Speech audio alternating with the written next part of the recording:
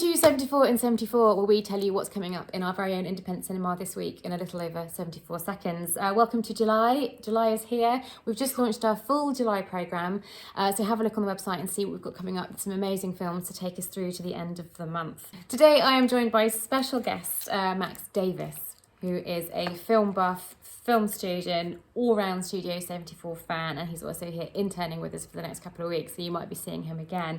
Max will be here to talk about Swan Song. Hi, Max. Hi, thank you for having me. Welcome. Nice to have you. It's nice to have someone else. But first of all, we're going to talk about what's coming up, starting with Everything Everywhere All at Once, which is making a welcome return to Studio 74 after lots and lots of requests of those people that missed it. So if you didn't get a chance to see this, please do give it a go this time round. We're also hosting Nick Cage in the Unbearable Weight of Massive Talent. We've got a few screenings of this where he essentially plays himself, and in the film he's in need of some extra spends, so he accepts $1 million to attend a wealthy fan's birthday party. This film is actually really hard to resist. It's funny and it is surprisingly gentle and heartwarming along the way, so do give it a go. So Max, let's hear a little bit about Swan Song.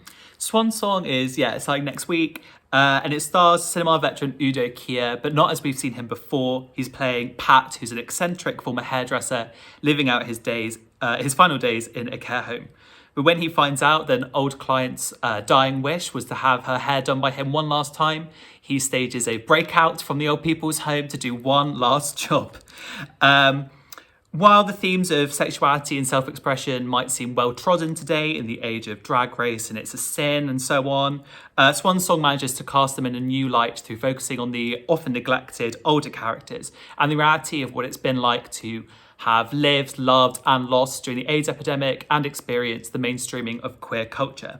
A supporting cast of Michael Yeary and the ever-iconic Jennifer Coolidge, however, stop these themes from ever getting too heavy, too difficult, resulting in a lightness of touch that is engaging and oftentimes hilarious in the moment, but ensures that the story will remain with you and in your heart for days after watching the film. Thank you so much. Thank you, and I can't wait. Yeah, it's going to be great, this one. And finally, we've got our summer edition of Food on Film, which is going to be starting with Minari.